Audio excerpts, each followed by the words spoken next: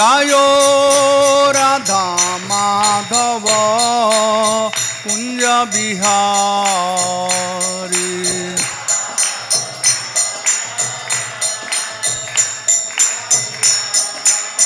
हरे कृष्णा कृष्णा कृष्णा हरे हरे, हरे राम राम राम हरे हरे।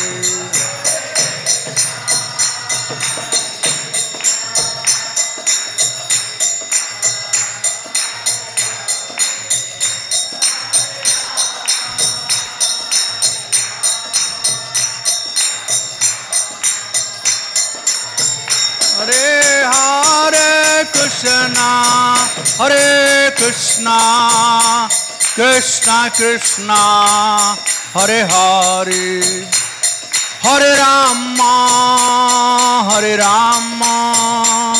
राम राम हरे हरे।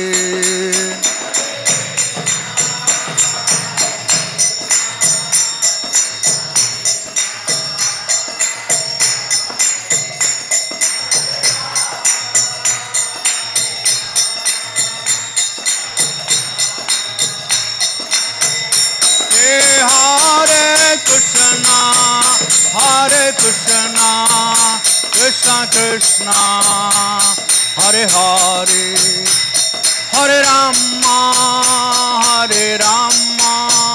राम राम हरे हरे।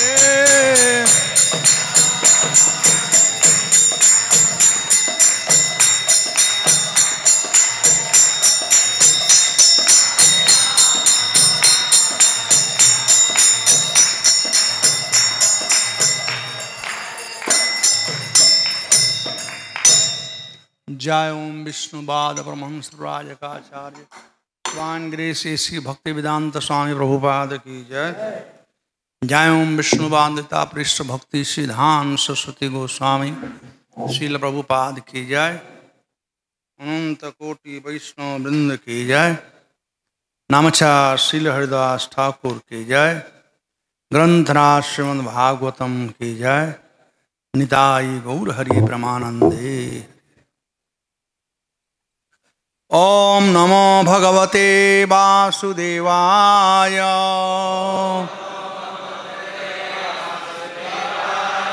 ओम नमो भगवते वासुदेवाय। ओम नमो भगवते वासुदेवाय।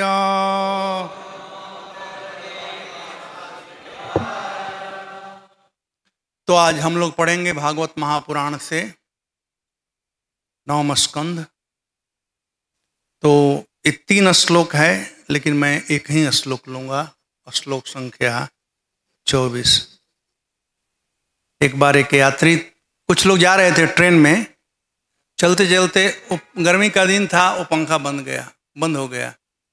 तो एक विदेशी था, बेचारा कई एक बार स्विच को ऑन ऑफ कर रहा था, वो पंखा चलिए नहीं रहा था। एक देसी आदमी आया, अपना पेन निकाला और पंखा ऐसे कर दिया, वो पंखा चलने लगा। तो विदेशी पूछता है ये कौन साइंस है? तो वो कहता है जुगाड़ है, और ये केवल भारतवर्ष में मिलता है और कहीं नहीं मिलता है।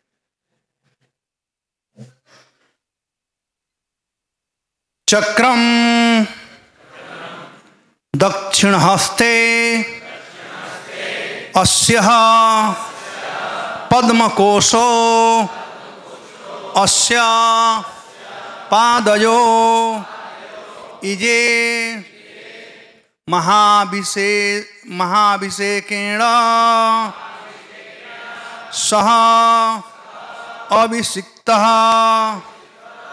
अधिराट विभु। चक्रम दक्षिण हस्ते अस्य पद्मकोशो अस्य पादयो इजे महाभिषेकेण इजे महाभिषेकेण सोऽभिषिक्तो अधिराट विभु चक्रम दक्षिण हस्ते यस्य पद्मकोशो यस्य पादयो इजे महाभिषेकेण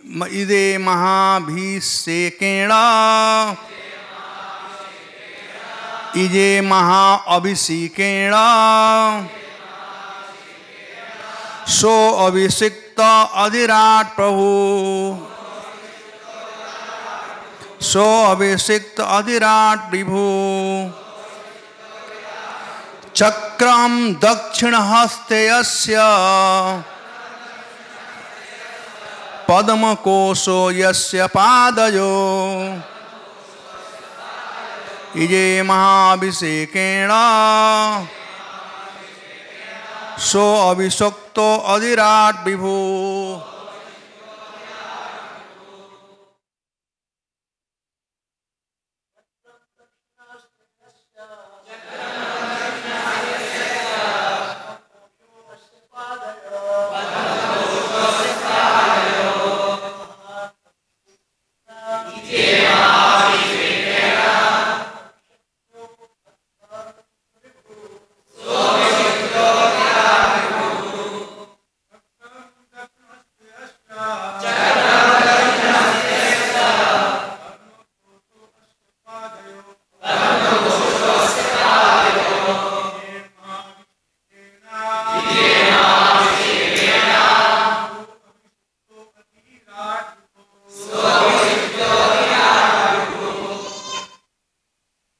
माताजी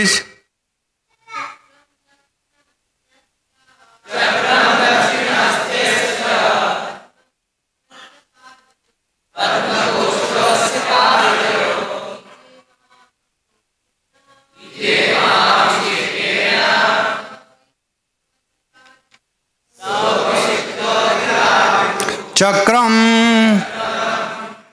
कृष्ण चक्र का चिन्ह दक्षिण हस्ते दाहिने हाथ में अस्य उनके भरत महाराज के पद्मकोश कमल का चिन्ह अस्य उसके पादयो पैरों के तलवों पर इजे भगवान की पूजा की महाअभिषेकेण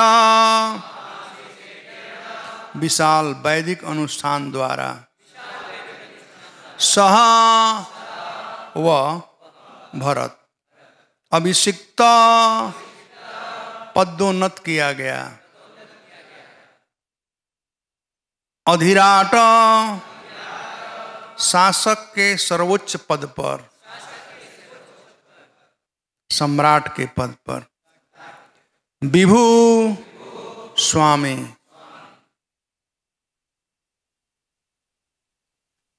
दुष्यंत पुत्र अनुवाद तात्पर्य भक्तिवेदांत स्वामी प्रभुपाद श्रील प्रभुपाद की जय। दुष्यंत पुत्र महाराज भरत के दाहिने हाथ की हथेली पर भगवान कृष्ण के चक्र का चिन्ह था और इनके पैरों के तलवों में कमल कोश का चिन्ह था। वह महान अनुष्ठान के द्वारा भगवान की पूजा करके सारे विश्व का अधिपति तथा सम्राट बन गए। तात्पर्य जैसा कि दौसंतग्न ही साचि गुणे चित्त शब्दों से सूचित होता है कि दुष्यंत कुमार एनीवे आगे वाला मैं तात्पर्य पढ़ लेता हूं पूरा। दुष्यंत कुमार भरत ने सारे विश्व में विशेषतया भारत भर में गंगा तथा जमुना नदी के किनारों पर अंत से लेकर उद्गम तक अनेक अनुष्ठान किए और ये सारे यज्ञ अत्यंत प्रसिद्ध स्थानों में संपन्न किए गए। जैसा कि भगवत गीता में कहा गया है, यज्ञार्थ कर्मणो नेत्र लोकोयम कर्म बंधन। विष्णु के यज्ञ रूप में किया गया कर्म करना चाहिए, अन्यथा यह कर्म मनुष्य को इस भौतिक संसार में बांध देता है। हर व्यक्ति को यज्ञ करना चाहिए और यज्ञ अग्नि सर्वत्र जलाई जानी चाहिए। इसका एकमात्र अभिप्राय लोगों को सुखी, समृद्ध तथा आध्यात्मिक जीवन में अग्रसर बनाना है। निस्संदेह ये सारी बातें कलयुग आने के पूर्व संभव थी, क्योंकि ऐसे यज्ञों को संपन्न करने वाले योग्य ब्राह्मण उपलब्ध थे। किंतु वर्तमान समय में ब्रह्मवैवर्त पुराण का आदेश है, अश्वमेध गवालभ्यम संन्यास फलपैतृकम देवरेण सुतोत्पत्ति कलौ पंचम विवर्जते। इस कलयुग में 5 कार्यों को मनाही है। यज्ञ में घोड़ों की बलि, यज्ञ में गाय की बलि, संन्यास आश्रम ग्रहण करना, पितरों को मांस का तर्पण तथा भाई की पत्नी से पुत्र उत्पन्न करना। इस युग में अश्वमेध यज्ञ तथा गोमेध यज्ञ का पालन असंभव है, क्योंकि न तो पर्याप्त धन है न योग्य ब्राह्मण है। इस श्लोक में मामतेय पुरोधाय अर्थात महाराज भरत ने ममता पुत्र भृगु मुनि को इस यज्ञ को संपन्न कराने का भार सौंपा था, किंतु अब ऐसे ब्राह्मणों को खोज पाना असंभव है। अतएव शास्त्रों का अनुमोदन है, यज्ञई संकीर्तना प्राय त्यजंती ही सुनिंदसा। बुद्धिमान लोगों को चाहिए कि चैतन्य महाप्रभु द्वारा प्रवर्तित संकीर्तन यज्ञ संपन्न करें। कृष्ण वर्णवति सा कृष्णम सांगोपांगा सपार्षदम यज्ञ संकीर्तन प्राय त्यजंती ही सुमेधसा। इस कलयुग में जो लोग काफी बुद्धिमान हैं, वे भगवान की पूजा करके पार्षदों सहित संकीर्तन यज्ञ संपन्न करके करेंगे। श्रीमद् भागवतम 11:5-32।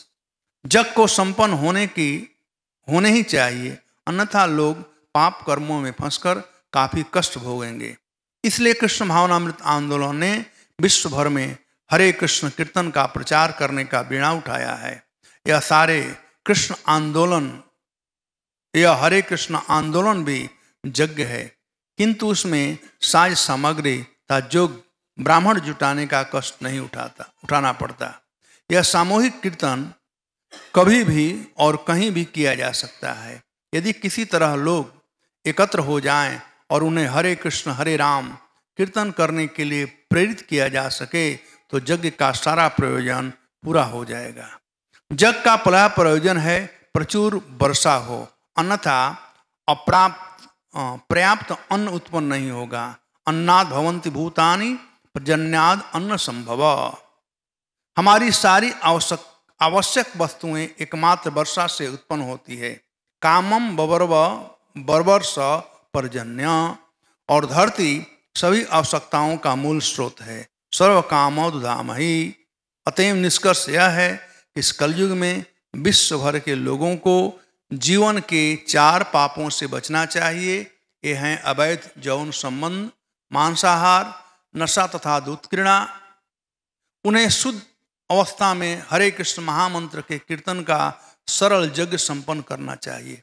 तब पृथ्वी से जीवन की सारी आवश्यकताएं उत्पन्न हो जाएगी और सारे लोग आर्थिक, राजनीतिक, सामाजिक, धार्मिक तथा सांस्कृतिक दृष्टि से सुखी होंगे। तब सारी वस्तुएं सत्यमेव व्यवस्थित हो जाएगी। मैं पुनः ही तात्पर्य पढ़ देता हूँ। दुष्यंत पुत्र महाराज भरत के दाहिने हाथ के हथेली पर भगवान कृष्ण के चक्र का चिन्ह था और उनके पैरों के तलवों में कमल कोश का चिन्ह था। वह महान अनुष्ठान के द्वारा भगवान की पूजा करके सारे विश्व का अधिपति तथा सम्राट बन गए। तब उसने मातेय अर्थात भृगु मुनि की पौरोहित्य में गंगा नदी के तट पर गंगा के अंतिम स्थान से लेकर उद्गम तक 55 अश्वमेध यज्ञ किए।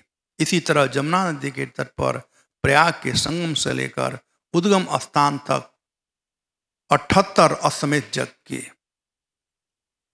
उसने सर्वोत्तम स्थान पर यज्ञ की अग्नि स्थापित की और अपनी विपुल संपत्ति ब्राह्मणों में विपरीत कर दी। उसने इतनी गाय दान में दी कि हजारों ब्राह्मणों में से हर एक को एक बद्व गाय मतलब 13,084 गाय अपने हिस्से में मिले। आजकल गाय नहीं है। ओम ज्ञानतिमिरान्धस्य ज्ञानाञ्जनशलाकया चक्षुर्जिन्मीलितं येन तस्मै श्रीगुरवे नमः। नमो विष्णुपादाय कृष्णपृष्ठाय भूतले श्रीमते भक्तिवेदांत स्वामिनिति नामिने। नमस्ते सारस्वती देवे गौरवाणी प्रचारिणे निर्विशेष शून्यवादी पाश्चात्यकारिणे। जय श्री कृष्ण चैतन्य प्रभु नित्यानंद श्री अद्वैत गदाधर शिवासदि गौर भक्तवृंद। हरे कृष्णा कृष्णा कृष्णा हरे राम तो भागवत महापुराण में 10 विषय वस्तुओं का वर्णन है। उसमें से छठा विषय वस्तु है वह है ईशानु कथा। ईशानु कथा का मतलब है ईश अनु कथा। ईश मतलब भगवान और अनु मतलब उनके भक्त, यानी भगवान और भक्तों की कथा। इसके पहले जो है सर्ग, विसर्ग, स्थान, पोषण, उतय, मनवंतर, ईशानु कथा, निरोध, मुक्ति, आश्रय। बड़ा सीक्वेंस में एक कंटेंट भागवतम का दिया हुआ है। सर्ग मतलब सृष्टि के लिए जो वस्तुएं हैं वह सर्ग कहलाता है। ब्रह्मा जी को दिए सृष्टि करने के लिए भी सर्ग हुआ। उसके बाद सृष्टि हो गई जीव को, लेकिन रहने के लिए स्थान चाहिए, तो विभिन्न स्थानों का वर्णन 5वें स्कंद में किया गया है। घर और बन गया, लेकिन खाना पीना होना चाहिए ना पोषण के लिए, तो उसका वर्णन 6ठे स्कंद में किया गया है। अब पोषण करना है तो खाना पीना है, लेकिन भूख होना चाहिए। बिना भूख के कैसे खा सकते हैं? तो उसका वर्णन 7वें स्कंद में किया गया है। उतय कर्म वासना। उति का मतलब होता है कर्म वासना, कर्म करने की इच्छा। भोजन हो और यदि भूख न हो तो खाओगे कोई? भूख जरूरी है। तो इसका वर्णन 7वें स्कंद में किया गया है। उतय कर्म वासना, कर्म वासना, तो कर्म करने की वासना या कर्म वासना का वर्णन हिरण्यकश्यप प्रहलाद महाराज के कथानक से बताया गया है। उसके बाद कर्म कैसा करना चाहिए, इन संबंध का बात 8वें स्कंद में वर्णन किया गया है। वह है मनवंतर। मनवंतर सद्धर्म। सद्धर्म के 2 अर्थ होते हैं, सुधर्म और सद्धर्म, यानी वह धर्म जो भगवान से संबंध रखता हो वह सद्धर्म है, और सुधर्म वही अच्छा धर्म है। उसके बाद आता है धर्म का रास्ता कौन बताता है, तब आता है ईशानु कथा। भगवान तब तक भगवान है जब तक भक्त हैं। यदि भक्त नहीं है तो भगवान कौन जानता है? हम लोग प्रचार करते हैं, क्यों प्रचार करते हैं? भगवान को बताने के लिए, जनाने के लिए। तो भक्त बड़ा ही इंपॉर्टेंट है। इसलिए जो 9वां स्कंद है, इस स्कंद का नाम है ईशानु कथा। ईश अनु, ईश मतलब भगवान और अनु मतलब उनके फॉलोअर। तो भगवान और भगवान के भक्तों की कथा जो है वह है 9वें स्कंद में। अवतारा अनुचरितम हरिश्च अस्यानुवर्तनम पुंसा ईश कथा प्रोक्ता नाना आख्यानो विरहिता। अवतार अनुचरितम, भगवान के विभिन्न अवतारों का, और अनुचरितम यानी उनके भक्तों का चरित्र का वर्णन यहाँ पर 9वें स्कंद में किया गया है। जहाँ 9वां स्कंद समाप्त हुआ और 2 ही प्रकार का वंश है। आजकल तो बहुत जातियां हो गई हैं, पहले 2 ही वंश था, सूर्य वंश और चंद्र वंश। तो यहां पर देखा गया है कि 9वें स्कंद में चंद्र वंश का खूब वर्णन हुआ है, सूर्य वंश का बहुत कम वर्णन हुआ है। यह प्रमाणित करता है कि वक्ता और श्रोता दोनों कृष्ण के भक्त थे। सुखदेव गोस्वामी भी कृष्ण के भक्त हैं और महाराज परीक्षित भी कृष्ण के भक्त हैं। तो मोस्टली चंद्रवंशियों का ही वर्णन हुआ है, जिस वंश में भगवान अवतरित हुए थे। कृष्ण भी चंद्रवंशी हैं। इसीलिए दशम स्कंद जब प्रारंभ होता है तो दशम स्कंद के प्रारंभ में ही परीक्षित महाराज प्रश्न करते हैं, कथितो वंश विस्तारम भवताम सोम सूर्यो राज्ञानाम च उभय वंशानाम चरितम परम अद्भुतम। कहते हैं कथितम वंश विस्तारो, आपने बहुत विस्तार में इन भक्तों का वर्णन किया, इन वंशों का वर्णन किया। भवता सोम सूर्यो, यानी सोम वंश, चंद्र वंश और सूर्य वंश का आपने विस्तार में वर्णन किया।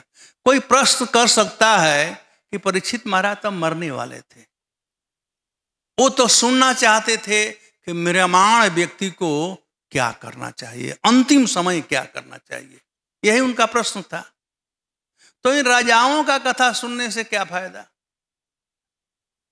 तो हम लोगों को कोई शंका न हो, इसलिए परीक्षित महाराज अपने प्रश्न में क्लियर किए हैं कि ये राजा लोग कोई ऑर्डिनरी राजा नहीं थे।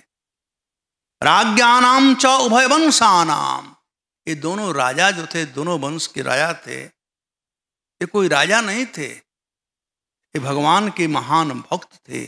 चरितम परम अद्भुतम, इन लोगों का जो चरित्र था परम अद्भुत चरित्र था, श्रवणीय चरित्र है। इसीलिए सुखदेव गोस्वामी उनका वर्णन किए, क्योंकि ये लोग भक्त थे।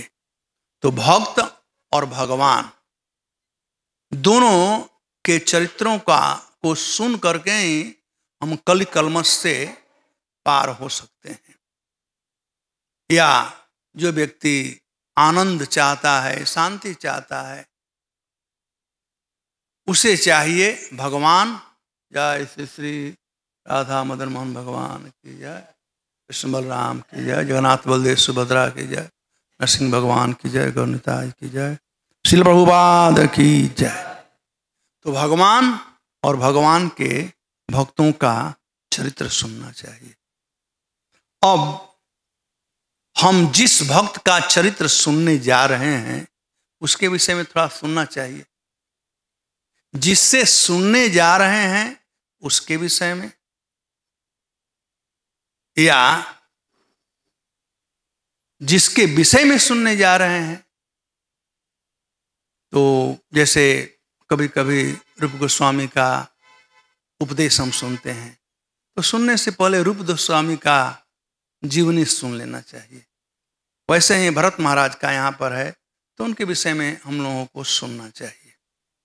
अब तक से हम लोग कथा सुने कि पितुः उपर्यते सोपि चक्रवर्ती महाशया महाजसा महिमां गीयते तस्य हरे अंश भुवो भुवि। महाराज भरत जो थे वो कोई सामान्य व्यक्ति नहीं थे, ये भगवान के एक अंश थे।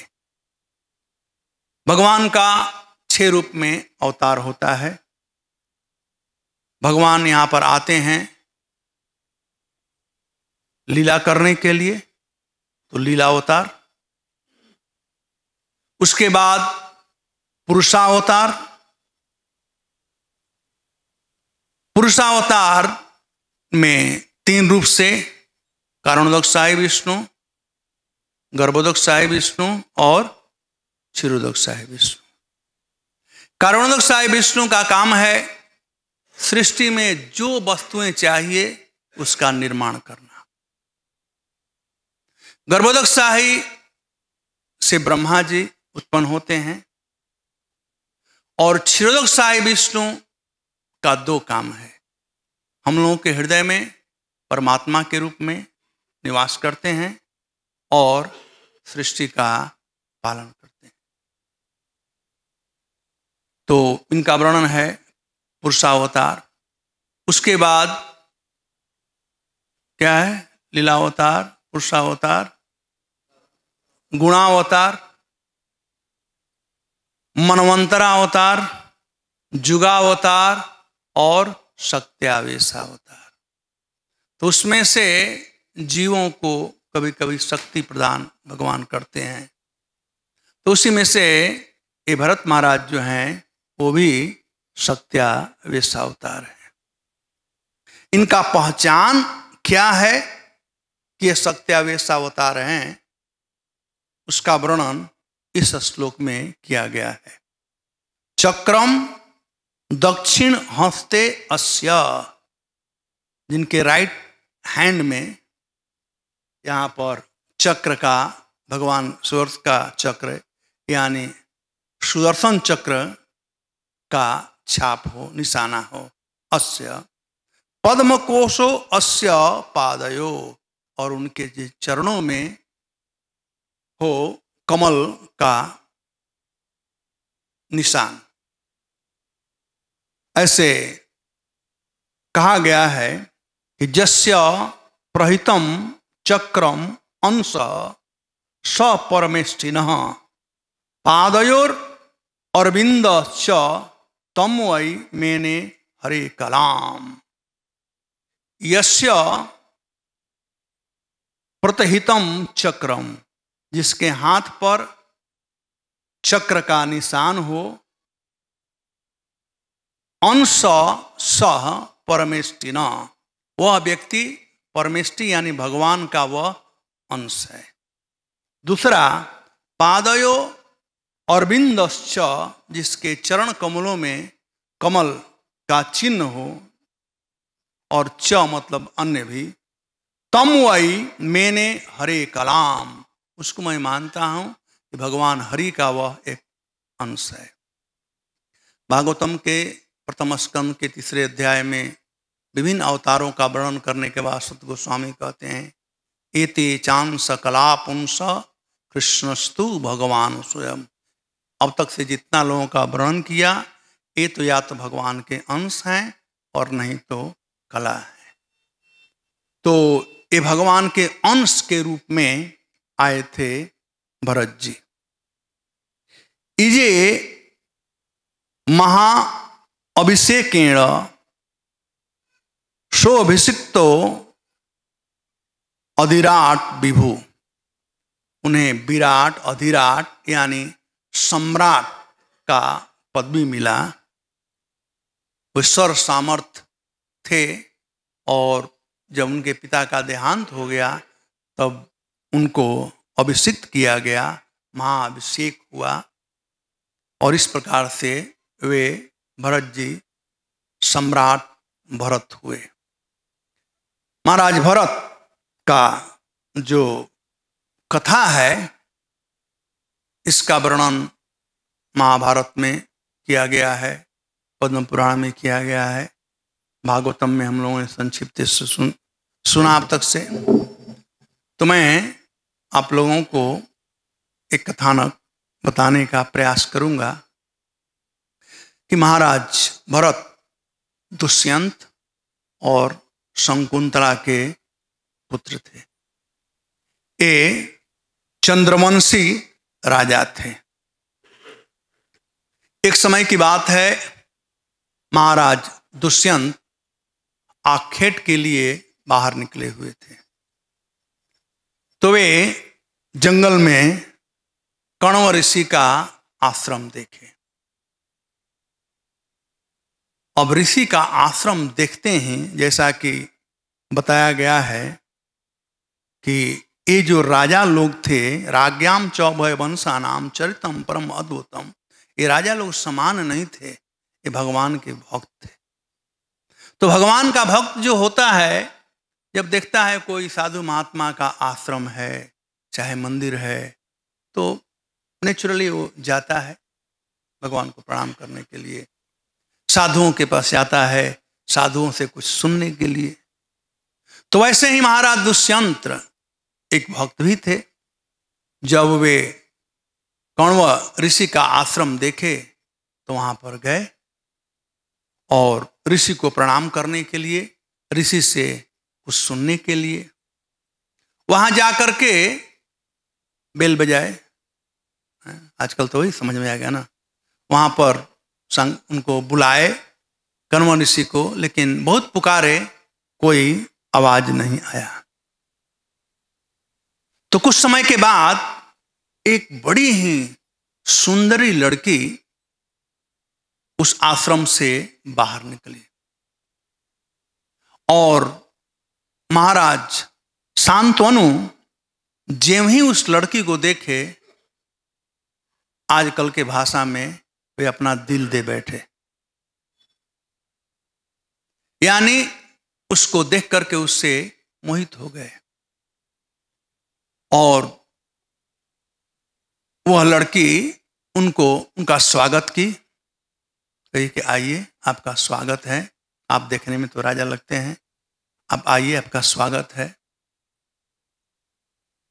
और महाराज शांतनु ने पूछा कि मैं तो आया था कण्व ऋषि के आश्रम में उनसे मिलने के लिए, तो बालिका बताई कि वे अभी यहाँ पर नहीं हैं, घर से बाहर गए हैं, लेकिन आपका स्वागत है, आप आइए। तब महाराज शांतनु पूछे शकुंतला से कि आप कौन हो देवी, आप कौन हो? तो उसने कहा कि मैं कण्व ऋषि का पुत्र हूं। तो राजा को थोड़ा आश्चर्य हुआ और राजा आश्चर्य से पूछे शकुंतला से कि कण्व ऋषि तो अखंड ब्रह्मचारी हैं, विवाह नहीं किए, तो उनकी पुत्री आप कैसे हो गई? तब शकुंतला बतलाई कि देखिए, मेरा जन्म विश्वामित्र और मेरे पिता विश्वामित्र और मेरी माता मेनका, मेरा जन्म होते ही मेरे माँ ने मुझे छोड़ करके वह चली गई, वह स्वर्ग की अप्सरा थी। तो वहां पर शंकुत नाम की पक्षी मेरा रक्षा की, इसलिए मेरा नाम पड़ा शकुंतला। और बाद में कण्व ऋषि लाए और मेरा भरण पोषण किए। तो शास्त्र के अनुसार हमारे 3 पिता हैं, एक जन्म देने वाले विश्वामित्र जी, एक रक्षा करने वाले ये शंकुत पक्षी, और तीसरा मेरा भरण पोषण करने वाले कण्व ऋषि। तो उनका आदर सत्कार हुआ। तो महाराज शांतनु पूछे कि हे देवी, मैं चंद्रवंशी हूं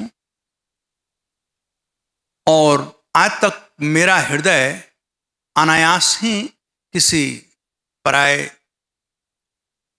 बालिका के पास, किसी बालिका के प्रति आकर्षित नहीं हुआ है।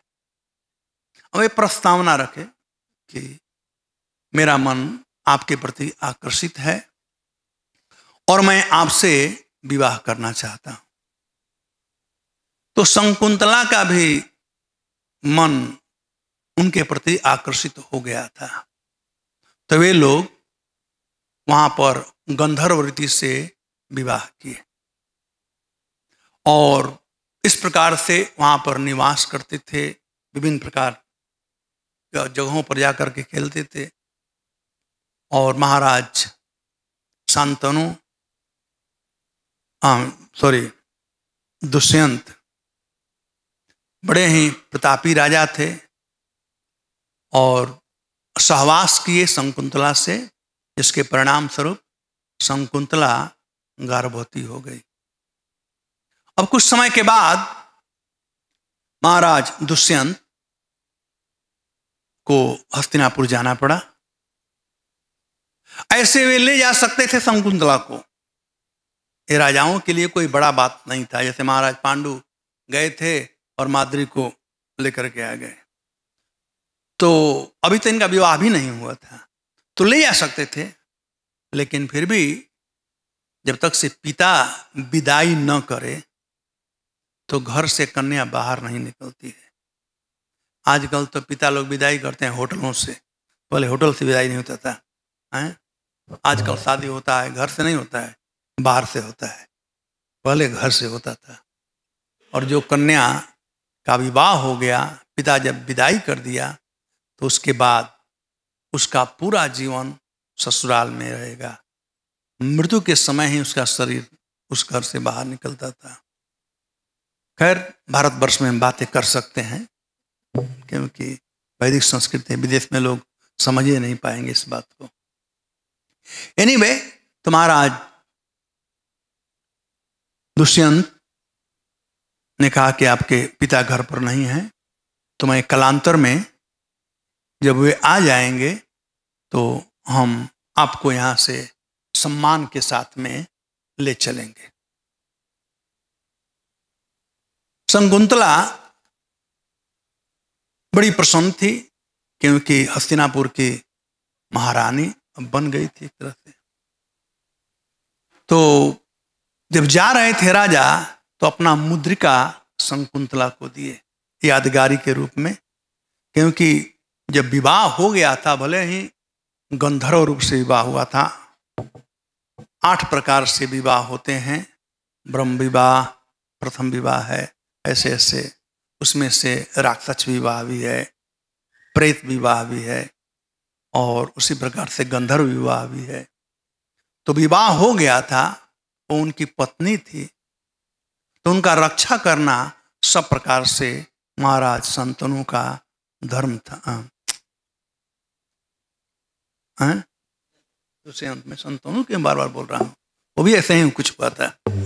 एनीवे, तो दुष्यंत का धर्म था उसका रक्षा करना, केवल शरीर का ही रक्षा नहीं करना, बल्कि उसके नाम का रक्षा करना, उसके मन का रक्षा करना। पति का धर्म है पत्नी का सर्वतोभावी रक्षा करना। तब यह गर्भवती हो गई है, और यदि महाराज दुष्यंत को चिन्ह नहीं दिए होते तो सब लोग उंगली उठाते। तो इसलिए उन्होंने राज मुद्रिका दिया, अपना चिन्ह दिया। और कालांतर में जब कण्व ऋषि आए आश्रम, तो शकुंतला पूरा वृतांत बतलाई कैसे कैसे क्या हुआ। तो और वो अपना मुद्रिका दिखाई। तब कण्व ऋषि कहे कि पुत्री, अब तुम्हारा विवाह हो गया है, अब तुम्हारा घर तुम्हारे पति का घर है, अब तुम्हें हमारे यहां 1 सेकेंड भी नहीं रहना चाहिए, नहीं तो लोग बात करेंगे। पिता के घर रहना उचित नहीं है। अब से तुम्हारा घर तुम्हारे पति का घर है। तो वह तो उतावली थी ही अपने पति के घर के जाने के लिए, लेकिन पिता का परमिशन चाहिए था। अब पिता परमिशन दे दिए तो उसे प्रसन्नता हुई। अब ऋषि कण्वन अपने कुछ शिष्यों के साथ में शकुंतला को उसके पति के घर भेजे। रास्ते में एक तालाब में शकुंतला कुछ समय के लिए वहां विश्राम लोग किए, और वो आचमन कर रही थी। और आचमन कर रही थी, कहीं वर्णन किया गया है कि स्नान कर रही थी, बड़ी प्रसन्न थी। कहीं वर्णन किया गया कि नौका से तालाब को पार कर रहे थे और वो हाथ अपना पानी में मार रही थी। इस प्रकार से महाराज दुष्यंत के द्वारा दिया हुआ जो चिन्ह था, निशानी था, वह उस पानी में गिर पड़ा। अब वह गई वहां पर। हाँ, उसके पहले विश्वामित्र जी एक दिन आए थे, दुर्वासा जी एक दिन आए थे, और शकुंतला बैठ करके अपने पति का ध्यान कर रहे थे। तो दुर्वासा जी का लक्षण है क्षणमपि तुष्टम क्षणमपि रुष्टम। बहुत जल्दी वो गुस्सा भी करते हैं और बहुत जल्दी प्रसन्न भी हो जाते हैं। तो उनका सम्मान नहीं मिला, कोई उनका आगमन वहां पर स्वागत नहीं किया, तो उन्हें बहुत क्रोध आया और क्रोध से उन्होंने श्राप दे दिया कि जिस किसी का भी तुम ध्यान कर रही हो वह व्यक्ति तुम उसका स्मृति खत्म हो जाएगा, तुमको पहचानेगा नहीं। अब शकुंतला का जब दिमाग होश पर आया, होश हवास हुआ, तब दुर्वासा के चरणों में पड़ गई और लगी रोने। तब उन्होंने कहा कि ठीक है, कोई बात नहीं, जब तुम्हारे पति के द्वारा प्रदत्त कोई चिन्ह वे देखेंगे तब उन्हें स्मृति आएगा तुम्हारा। तो कालांतर में अब जब जा रही थी तो वो जो चिन्ह था, निशान था, वो तालाब में गिर पड़ा। अब जब शकुंतला को लेकर गए ऋषि के शिष्य लोग हस्तिनापुर राज दरबार में, और शकुंतला तो बड़ी प्रसन्न थी कि महाराजा हमको स्वीकार करेंगे, मैं रानी बनूंगी, और मन में बहुत कुछ फूट रहा था।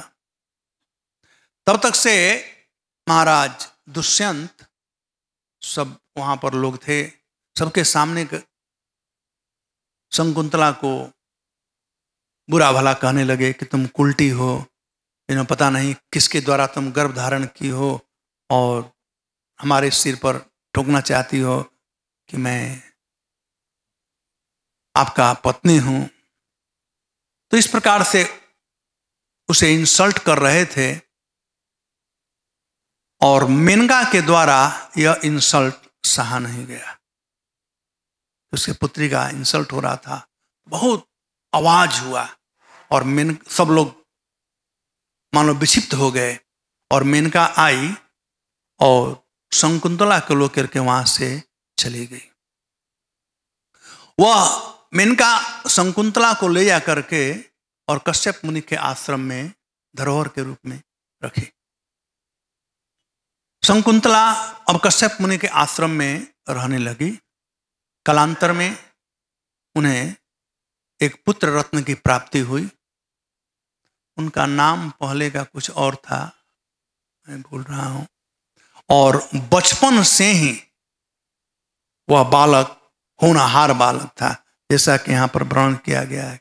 और भगवान हरि का अंश था कि खेल खेल में शेर को पकड़ करके खेलना इत्यादि। तो ये तो महाराज भरत का चरित्र उधर है। अब इधर भरत के पिता शकुंतला के पति महाराज दुष्यंत, कुछ समय के बाद उन्हें आमंत्रण आया इंद्र से आमंत्रण आया लड़ाई के लिए। नहीं, उसके पहले कुछ और हुआ कि एक दिन मछुआरा एक था, वो मछली मार रहा था, और जो राजा का अंगूठी था शकुंतला के अंगुली से निकल करके गिर गया था, एक मछली खा ली थी। तो जब मछुआरा मछली मार रहा था तो उसके जाल में वह मछली फंस गई जो कि अंगूठी खाई ग्रहण की थी। जब उसका पेट चीरा मछली को तो उसमें से अंगूठी दिखाई पड़ा, और ये अंगूठी कोई समान अंगूठी नहीं था, ये राजमुद्रिका था।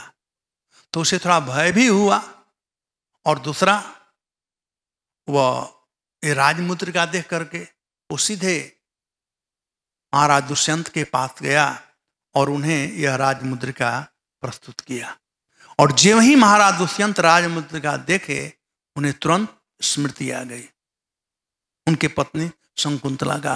तो बड़े विक्षिप्त हो गए, बहुत खोजे, बहुत जगह खोजे, लेकिन शकुंतला मिली नहीं। बाद में जब उन्हें निमंत्रण आया स्वर्गलोक से देवासुर संग्राम के समय, तो वे स्वर्गलोक गए। आजकल भी लड़ाई में दूसरा देश हेल्प करता है ना, इंडिया हो तो रसिया हेल्प करता है, अभी कहाँ यूक्रेन और रसिया से झगड़ा हो रहा है, लड़ाई हो रहा है, तो अमेरिका हेल्प कर रहा है। दोस्ती जहाँ से रहती है। तो पहले देवताओं से मनुष्यों का बड़ा दोस्ती था, बड़ा दोस्ती था। इसीलिए कोई भी अच्छा कार्य था, देवता लोग मनुष्यों को बुलाते थे। कई कथाएं हैं, महाराज संतनों के विषय में कथा है। उद्धव जी पढ़ने के लिए गए थे बृहस्पति जी के यहाँ, बृहस्पति के शिष्य थे। वैसे सत्यभामा सूर्य लोग गई थी पढ़ने के लिए, सूर्य की शिष्या थी। तो पहले अच्छा संबंध था देवताओं से और मनुष्यों से। तो उसी प्रकार से महाराज दुष्यंत लड़ाई के लिए गए, देवासुर संग्राम में देवताओं का विजय हुआ, और जब वहां से आ रहे थे उनका मन तो शंकुंतला में लगा हुआ था। सर्वत्र वे शंकुंतला को ही ढूंढ रहे थे, शंकुंतला को खोज रहे थे। तो रास्ते में वे कश्यप मुनि के आश्रम देखे। तो अगेन जैसे वो भक्त थे, तो जैसे कण्वक मुनि के आश्रम गए थे कण्वक मुनि दर्शन करने के लिए, वैसे ही कश्यप मुनि के आश्रम जा रहे थे दर्शन करने के लिए। तो देखे एक छोटा बालक वो शेर के साथ में खेल रहा है। तो इनमें कौतूहल हुआ, और जब बालक के नजदीक गए तो इनका हृदय द्रवित हो गया। ऐसा लग रहा था कि उन्हें लगा कि इससे मेरा कोई संबंध है। वह बालक को उठाने जा रहे थे, जैसे बाप अपने बेटे को उठाता है, तो उठाने जा रहे थे। तब तक से जो एक सखी थी शंकुंतला की, उसने कहा कि मत छुओ इसको, बालक मत छुओ, मत छुओ। वो देख रहे हो ना, उसके हाथ में जो काला धागा बांधा हुआ है, यदि कोई व्यक्ति इस बालक को छुएगा तो धागा सर्प का रूप धारण कर लेगा और उस व्यक्ति को डंस देगा और उसका देहांत हो जाएगा। मैं नहीं चाहता हूं, आप देखने में तो राजा लगते हो, मैं नहीं चाहता हूं कि आप पर किसी प्रकार से ऐसा अनहोनी हो जाए। अब यह जो सखी थी बेचारी इस प्रकार से कह रही थी, लेकिन इनके कान में कुछ जा ही नहीं रहा, कुछ सुन नहीं रहे थे, क्योंकि पिताजी थे और अपने पुत्र को देखे थे जान में अनजान में। पहले पुत्र और माता, पुत्र पिता, पति पत्नी में इतना प्रगाढ़ प्रेम था, इतना प्रगाढ़ प्रेम था कि कुछ अनहोनी भी हो जाए तो पता चल जाता था। जैसे जब राम और लक्ष्मण को जब शक्ति बाण लगा हुआ था, उस समय कौशल्या जी को पता चल गया था। सीता का हरण हुआ था, भगवान राम रोते हुए वन में भटक रहे थे, कौशल्या जी को पता चल गया था। ये पता चल जाता है, पहले ऐसा था। मैं एक सत्य घटना बता रहा हूं, एक कलयुग का, ये हमारे गांव का घटना था।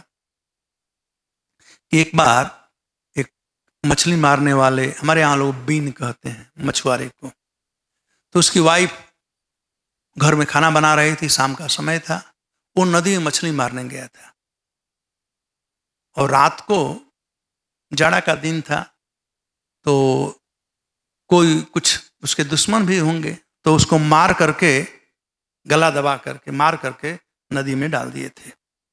अब इसकी वाइफ जब भोजन बना रही थी तो बार बार उसका दीपक बुझ जाता था, जलाती थी दीपक, बुझ जाता था। तो चिराग दीपक बुझ जाना अब शगुन मनाता था।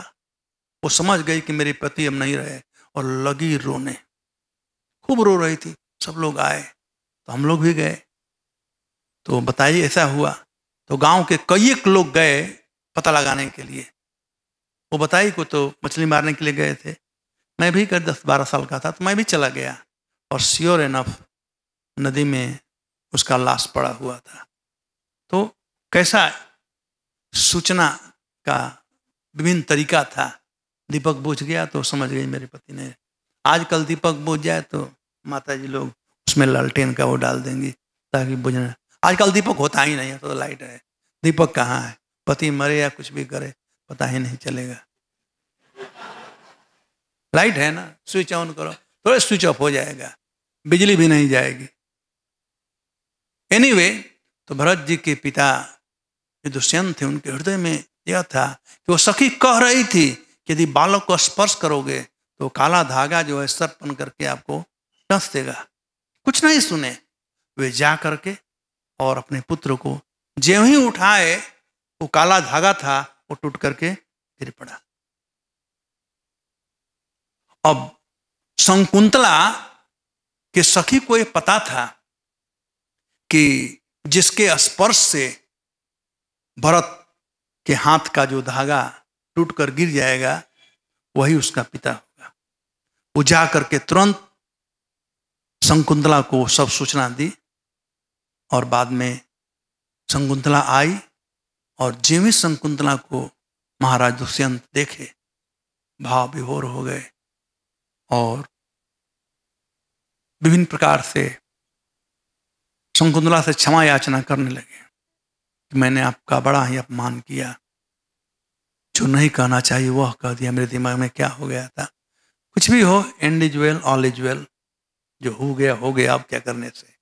तो इस प्रकार से महाराज दुष्यंत शकुंतला को लेकर हस्तिनापुर आए और वहां पर रिसेप्शन हुआ, आजकल के भाषा में रिसेप्शन हुआ, समारोह हुआ, जिसमें महारानी शकुंतला का दर्शन लोगों ने किया और महाराज दुष्यंत के पुत्र भरत का दर्शन किए। तो भरत बचपन से ही कोई ऑर्डिनरी नहीं थे, चमत्कारी बालक थे, कोई भगवान के अंश थे और इसीलिए उनके नाम से इस वर्ष का नाम है भारत। भरत का जो भरत से उत्पन्न होता है वो कहलाता है भारत। जैसे वसुदेव से उत्पन्न हुआ तो हुआ वासुदेव, वैसे भरत से जो हुआ भारत। तो इस प्रकार से महाराज भरत का संक्षिप्त में मैं आप लोगों को कथानक बतलाया महाभारत से। ऐसे अन्य जो श्लोक है 24 और 25, इसमें से यज्ञ के ऊपर प्रभुपाद जी पूरा तात्पर्य दिए हैं और जोर दिए हैं। कलयुग में जो यज्ञ है वह है यज्ञ संकीर्तन प्राय, केवल संकीर्तन यज्ञ है। ऐसे चारों युग के लिए भगवत प्राप्ति के साधन हैं। कृतेय अध्याय तो विष्णु त्रेतायाम जयतामकई द्वापरे परिचर्यायाम कलौ तदहरि कीर्तनम। सतयुग में लोग तपस्या करते थे, त्रेता युग में लोग यज्ञ करते थे, द्वापर में घर घर में पूजा होती थी शालिग्राम की, और कलयुग में नाम संकीर्तन। इसका मतलब ये नहीं कि नाम संकीर्तन पहले नहीं था, पहले था, सतयुग में था। ध्रुव महाराज नाम संकीर्तन के, नारद जी ने कहा ओम नमो भगवते वासुदेवाय, वो नाम किए, लेकिन तपस्या किए। उस समय का युग धर्म था तपस्या, तो नाम उतना प्रभावशाली नहीं था। उसी प्रकार से कलयुग में तपस्या, यज्ञ और ठाकुर जी का पूजा, शालिग्राम का पूजा उतना प्रभावशाली नहीं है जितना कि नाम संकीर्तन है। सब चीज का अलग महत्व होता है। ये स्वेटर पहने हैं हम लोग, जैकेट पहने हैं, इसका महत्व है। कब महत्व है इसका? सर्दी के दिन में। यदि गर्मी के दिन में कोई पहनेगा कहे या तो पागल होगा और नहीं तो बीमार होगा, दो ही होगा ना। तो यदि कलयुग में कोई तपस्या करने लगे, यज्ञ करने लगे, आजकल मैं वही ऋषि कुमार प्रभु से बात कर रहा था कि आज के इस्कान के भक्त लोग पैसा बनाना जानते हैं। तो दो प्रकार से आजकल पैसा बनाते हैं। एक यज्ञ करा करके, गृहस्थों को मूर्ख बना करके घर में यज्ञ करो, अरे यज्ञ है हरिनाम संकीर्तन, वो यज्ञ क्या करने का। और दूसरा भागवत सप्ताह कर करके पैसा बनाते हैं। ये दो तरीका है इस्कान में। अरे यज्ञ है ही नहीं कलयुग में। यदि यज्ञ है तो यज्ञ संकीर्तना प्रायई जंती ही सुमेशा। एक ही यज्ञ है, हरे कृष्णा कृष्णा कृष्णा हरे हरे, हरे राम राम। तो कल आप लोग यज्ञ के विषय में सुन लीजिएगा। महाराज भरत यज्ञ कराए किस प्रकार का यज्ञ कराए, यहाँ पर वर्णन किया गया है कि गंगा सागर से लेकर के जहां से गंगा जी उत्पन्न हुई है वहां तक स्थानों पर यज्ञ कराए, और जमुना जी जहां मिली हैं गंगा जी से यानी प्रयाग में, तो प्रयाग से लेकर के गंगोत्री तक, उधर गोमुख तक, उधर गंगोत्री तक कई स्थानों पर यज्ञ कराए। तो हम लोग भी इसी को फॉलो करते हुए पृथ्वी ते आछे ज्योत नगर आदि ग्राम, सर्वत्र प्रचार होई बमोर नाम। सभी डिस्ट्रिक्ट में, सभी गांव में जा जा करके हमें यज्ञ करना चाहिए। हरे कृष्णा कृष्णा कृष्णा हरे राम। बहुत बहुत धन्यवाद। हरे कृष्णा। एनी कमेंट और क्वेश्चन? माइक नहीं है? इसमें बैटरी है ना? हाँ प्रभु जी, तात्पर्य में ब्रह्म वैदिक पुराण से वो आया था 5 चीज़ें जो मनाई हैं, उसमें एक था संन्यास ग्रहण करना, तो मतलब उसको कैसे समझ सकते हैं? आप संन्यास मत लेना, ठीक है? वेल, ये इंस्टीट्यूशनल संन्यास है, वो भी प्रचार कार्य के लिए किया गया है, तो वो भी बड़ा, सब लोग को संन्यास नहीं लेना चाहिए। ब्रह्मचारी रहकर प्रचार कर सकते, संन्यास लेने क्या जरूरत है? बड़ा रिस्की चीज है संन्यास लेना। तो सावधानी से, बात सही है, लेकिन आचार्य लोग कुछ भी परिवर्तित कर सकते हैं, क्योंकि आचार्यों की जो वाणी होती है वो भगवान की वाणी होती है। आचार्य और भगवान में कोई अंतर है। आचार्य नाम विज्ञानीया, उनमें कोई अंतर नहीं है आचार्य में। तो भक्ति सिद्धांत सरस्वती गोस्वामी आचार्य हैं जिन्होंने यह प्रतिपादित किया। प्रभुपाद जी आचार्य हैं, उन्होंने कहते हैं संस्थापकाचार्य, इस्कान के आचार्य हैं प्रभुपाद जी, तो उन्होंने दिया, स्थापित किया, वो भी केवल प्रचार के लिए, अन्य किसी कार्य के लिए। लेकिन नहीं लोगे तो कोई जबरदस्ती नहीं करेगा। और कोई प्रश्न? हरे कृष्ण प्रभु जी, धन्यवाद नाम। सतयुग में ध्यान प्रधान होता है, तो क्या सतयुग के लोगों को गीता का ज्ञान होता होगा उस समय? क्या सतयुग में के लोगों को गीता पता होती होगी? यदि वेद का ज्ञान था उन्हें, गीता भी एक वेद है। जी जी। महाभारत को वेद कहा गया, तो इतिहास पुराणम च पंचम वेद च उच्यते, इसे 5वां वेद कहा गया है, और वह हुआ हम लोगों के लिए कलयुग के लिए, सतयुग में नहीं था। जी जी। तो मूल प्रश्न ये है कि जब उन्हें गीता का ज्ञान है, तो भगवान ने भगवद गीता में अर्जुन से कहा यज्ञा नाम जप यज्ञो अस्मि, तो फिर वो लोग ध्यान क्यों करते होंगे? क्या ध्यान क्यों करते होंगे जब उन्हें पता है गीता में कि भगवान ने? क्योंकि भगवान सतयुग में भी थे, त्रेता में भी थे, द्वापर में भी थे, और कलयुग में भी है। तो सतयुग के लिए वह था। यज्ञ है, लेकिन यज्ञ का विधि अलग अलग है।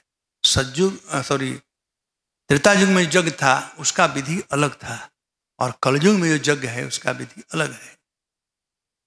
कलयुग का जो यज्ञ का विधि है नाम संकीर्तन, यज्ञ संकीर्तन प्राय ही। यज्ञ का मतलब भगवान विष्णु को प्रसन्न करना। भगवान यज्ञ पुरुष हैं, यज्ञ हैं, तो उनको प्रसन्न करना। तो सतयुग में लोग तपस्या कर कर उनको प्रसन्न करते थे, त्रेता युग में यज्ञ करके प्रसन्न करते थे, कलयुग में नाम संकीर्तन के द्वारा। ठीक है जी, हरे कृष्ण, धन्यवाद। और कोई प्रश्न? मुझे बताया गया था क्लास 9 बजे बंद कर देना चाहिए, 8 से 9, राइट? तो लेकिन इसमें नहीं कहा गया कि क्वेश्चन आंसर कब तक चलेगा, इसमें केवल क्लास का कहा गया है। तो उसमें आप लोग लिख देना इंक्लूडिंग क्वेश्चन आंसर, तब क्लियर रहेगा। एनीवे, मीटिंग भी है। धन्यवाद। हरे कृष्णा। ग्रंथ राज श्रीमद् भागवतम की जय। श्रील प्रभुपाद की जय।